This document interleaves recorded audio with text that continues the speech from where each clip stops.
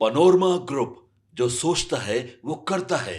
आपके अपने सपनों का आशियाना। नमस्कार, आप देख रहे हैं सिटी पोस्ट लाइव। मैं हूं श्रीकांत प्रत्यूष और मेरे साथ हैं कांग्रेस पार्टी के कद्दावर नेता, राज्यसभा सांसद अखिलेश सिंह जी। डॉक्टर साहब, इतनी बुरी पराजय क्यों हुई, करारी हार क्यों हुई कांग्रेस की?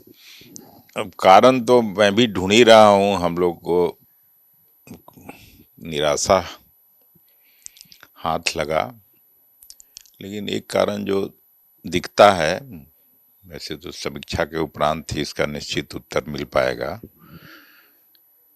कि 10,000 रुपया जो अंत में दिया गया और इलेक्शन कमीशन ने उसको रोका नहीं चुनाव के ठीक पहले, उसका असर हुआ। अगर हर बूथ पर 100 महिला भी वोट की होगी तो 20-30 हजार वोट एक्स्ट्रा हो गया वहां से। तो उसके कारण एक कारण वो दिखता है, और दूसरा हम लोगों का आपस में सामंजस्य नहीं था। अंतिम दिन तक टिकट बढ़ते रहा। राहुल जी जरूर उन्होंने वातावरण बनाया 25 जिला में जाके, लेकिन कई जगह फ्रेंडली फाइट हो गया, जिसका कोई मायने मतलब होता नहीं है। जब तो फिर समझौता किस बात का, जगह फ्रेंडली ही फाइट हो तो। और प्रोग्राम में भी आपस में तालमेल कभी नहीं रहा, उसको देखने वाला कोई नहीं था। लग रहा था कि कोई है ही नहीं देखने वाला। चुनाव प्रबंधन और ये सब वार रूम के थ्रू ऑपरेट हो रहा था। सदाकत आश्रम बिल्कुल खाली था। स्थानीय नेताओं में आपस में सामंजस्य की कमी थी। और मोर मतलब सबसे बड़ा कारण जो मैं देखता हूँ, बाद में अशोक गहलोत साहब और अविनाश पांडे जी आए, लेकिन सदाकत आश्रम से जो संचालन होना चाहिए था वो वहां से हुआ नहीं। ये तो पूरे नेतृत्व के फेल्यूर है ना ये। बिल्कुल फेल्योर है। और इस फेल्योर नहीं होता तो इतनी बड़ी हार नहीं होती। इस्तीफे की मांग हो रही है। पार्टी दफ्तर में लगातार बैठ रहे हैं पार्टी के नेता कार्यकर्ता, और प्रदेश अध्यक्ष प्रभारी से इस्तीफे की मांग कर।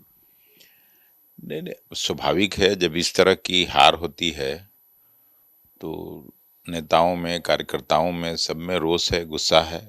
हम लोग भी सब, पूरा काडर डिमोरलाइज्ड है। तो जिम्मेवारी लेनी चाहिए ना हार की, और इस्तीफा देना चाहिए ना खुद। तो जिम्मेवारी तो बिल्कुल लेनी चाहिए, लेकिन अब समीक्षा के बाद और कांग्रेस आला कमान, कांग्रेस का जो नेतृत्व है वो देख ही रहा होगा अपने तरीके से। और मुझे लगता है कि जल्दी सबको दिल्ली बुलाया जाएगा और उस पर चर्चा होगी। जहाँ तक हम तो देखे हैं कि महिला कांग्रेस की अध्यक्ष ने इस्तीफा किया है मोरल ग्राउंड पर, लेकिन मोरल ग्राउंड का कोई ये तो है नहीं। सबका अपना अपना पैरामीटर है मोरल का। किसी को खराब लगा तो इस्तीफा कर दिया, किसी को नहीं खराब लग रहा है तो इस्तीफा नहीं किया। इतनी करारी हार के बाद भी खराब नहीं लग रहा। अरे भाई, तो मतलब मेरा, हमको अपना मोरलिस्टिक ग्राउंड तय करने का तो राइट मेरा है। आपके सुझाव पर हम थोड़ी करेंगे। आप प्रदेश अध्यक्ष होते, ऐसी करारी हार होती तो क्या करते? नहीं, अब हम होते नहीं होते, हम जब थे तब ऐसी हार नहीं हुई थी। हम लोग, होती भी नहीं, इस बार भी कह रहे कार्यकर्ता। ये मैं नहीं जानता समय क्या होता, लेकिन ये तो जरूर है कि जो ये आपसी सामंजस्य नहीं हुआ वो सब तो गड़बड़ नहीं होता। कम से कम राहुल गांधी और तेजस्वी यादव एक मंच पर जरूर दिखते। ये स्वाभाविक है। और जब तालमेल से चुनाव हो रहा है, समझौता के तहत हो रहा है, तो होना चाहिए था। आखिरी क्षण तक कृष्णा अलवारू तेजस्वी के बीच तलवार खींची रही, तो इससे भी तो बहुत मैसेज खराब गया। नहीं, अब वही कह रहे हैं कि अब ये सब गड़बड़ियां नहीं होती तो हम लोग शायद जीतते। जिस समय चुनाव हो रहा था तो लगता था कि महागठबंधन की सरकार बनेगी, लेकिन कांग्रेस पार्टी, क्या सभी पार्टियों की स्थिति जो महागठबंधन में थे, सबका निराशाजनक प्रदर्शन रहा।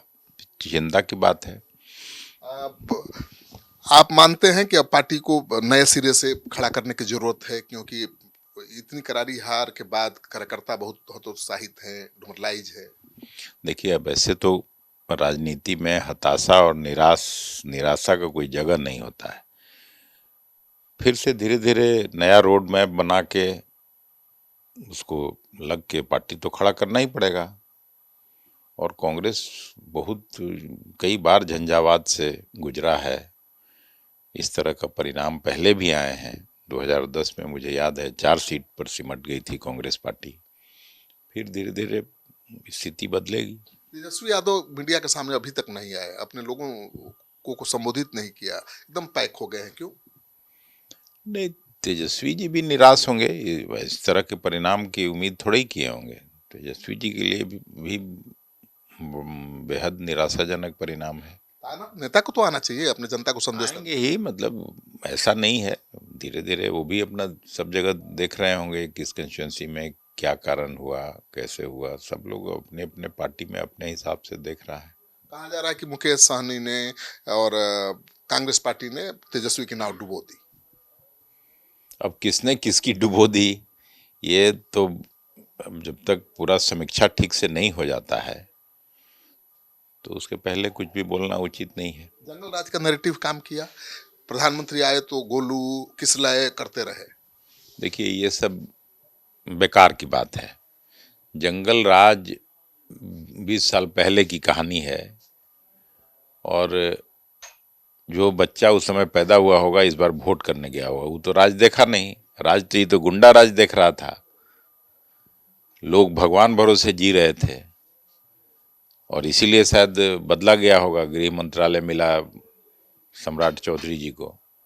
कैसा देखते हैं ये जो बीजेपी ने गृह मंत्रालय ले लिया, इसको कैसे देखते हैं? नहीं, ले लिया तो अच्छा ही है।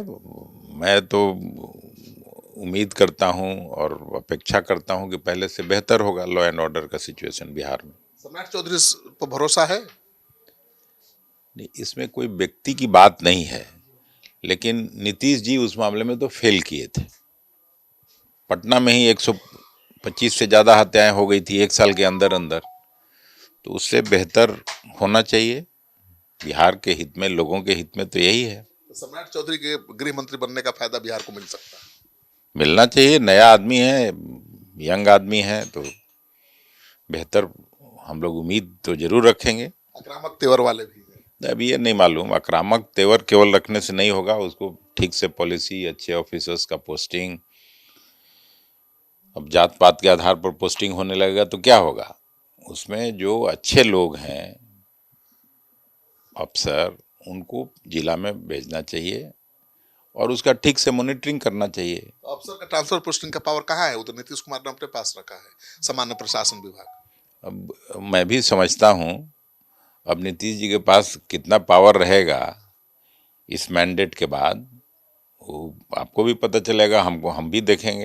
तो मैंडेट तो उनके पक्ष में भी है। तो मैंडेट उनके पक्ष में है तो अब अभी भी तो बड़ी पार्टी बीजेपी है। ये देखिए, सरकार बीजेपी चलाएगी, इतना हमको समझ है। कितना दिन चलेगी? अब ये हम क्या जाने, हम कोनो एस्ट्रोलॉजर हैं। जब तक बीजेपी चाहेगी तब तक चलेगी। गृह मंत्रालय को लेकर खींचतान नहीं होगा? ना, कोई खींचतान नहीं होगा। खींचतान क्या होगा? ऐसे भी नीतीश जी की सरकार तो दिल्ली से ही चल रही थी। मतलब नीतीश जी के तो यूएसपी सुशासन है, उनसे बेहतर सम्राट चलाएंगे। मतलब पता नहीं अब आप लोग कैसे सुशासन कहते हैं। 53,000 से ज्यादा हत्याएं हुई थी उनके 17 साल के रिजिम में। अब फिर भी अगर इसको सुशासन कहा जा रहा है तो अब इस परिणाम पर तो मैं कुछ नहीं बोल सकता, क्योंकि लोगों ने मुहर लगाई है। लेकिन जहां इतनी बड़ी संख्या में हत्या हुई हो, महिलाओं के खिलाफ अपराध में बढ़ोतरी हुई है, बच्चों के खिलाफ अपराध में बढ़ोतरी हुई है, तो उसको पचता नहीं है, मतलब एक्सेप्ट करने का मन नहीं होता है कि इसको सुशासन कैसे कहें। आखिरी सवाल, आपके पार्टी ने उम्मीदवार के चयन में भी गलती की है, सवाल उठ रहे हैं। भाई, कुछ न कुछ गलती नहीं हुई होगी तो ऐसा खराब परिणाम क्यों होता? नहीं, लेन देन की बात भी वायरल हो रही थी, ऑडियो वीडियो। तो मैंने किसी को देखा नहीं लेन देन करते हुए, और इस तरह का आरोप तो कभी भी लगता है। लेकिन ये ठीक है, अब यहीं बैठे हुए हैं, इनका टिकट काट दिया, वो नरकटियागंज के उम्मीदवार थे, तो ऐसे लोगों को का टिकट नहीं कटना चाहिए था। इनके जगह जिसको टिकट मिला है उसको 1700 वोट आया है सिकंदरा में। कहाँ कभी कांग्रेस पार्टी में देखे नहीं हम लोग। एकाएक आता है और उसको टिकट मिल जाता है, तो उसको बीजेपी भी आए, उनको टिकट मिल गया। भाई, वो तो कम से कम कांग्रेस ज्वाइन किए थे पहले, और उनका एक विरासत था, पहले से उनके पिताजी एमपी उमपी थे, तो मैं उनका नहीं कहता हूँ। लेकिन इस तरह का लोगों को का टिकट मिलना ये तो कतई उचित नहीं था। चलिए, तो आप सुन रहे थे डॉक्टर अखिलेश प्रसाद सिंह जी को, कुछ और बोलना चाहते हैं? नहीं, और लोग और कुछ नहीं बोलना चाहते हैं। अब आपस में ठीक करके चलना चाहिए। अभी मैं देखा हूँ 43 लोगों के खिलाफ नोटिस हुआ किया गया है, शोकॉज पूछा गया है। तो अब स्थानीय नेतृत्व को इस पर सोचना चाहिए। ये जो 43 लोग थे, अशोक गहलोत जी ने उनसे बात किया था। फिर खड़गे जी आए थे जिस दिन उनका प्रेस कॉन्फ्रेंस था, उनसे इन लोगों की वार्ता हो गई थी। तो अब कांग्रेस अध्यक्ष से बड़ा तो कोई नहीं है। कांग्रेस अध्यक्ष के सामने अगर कोई बातचीत हो जाती है, फिर शोकॉज करना, और ये उचित मैं नहीं इसको मानता हूँ, और इसमें लोगों को फिर से विचार करना चाहिए। चलिए, तो आप सुन रहे थे डॉक्टर अखिलेश प्रसाद सिंह जी को, जिन्होंने हर सवाल का बड़े बेबाकी के साथ, साफगोई के साथ जवाब दिया। आप क्या सोचते हैं, डॉक्टर अखिलेश प्रसाद सिंह होते तो क्या कांग्रेस का ये बुरा हाल होता, इतना बुरा हाल होता? कमेंट बॉक्स में जाइए, अपना कमेंट जरूर लिखिए, और इस वीडियो को ज़्यादा से ज़्यादा लोगों के साथ शेयर करिए, ताकि पता चले कि कांग्रेस या महागठबंधन की हार की असली वजह क्या है।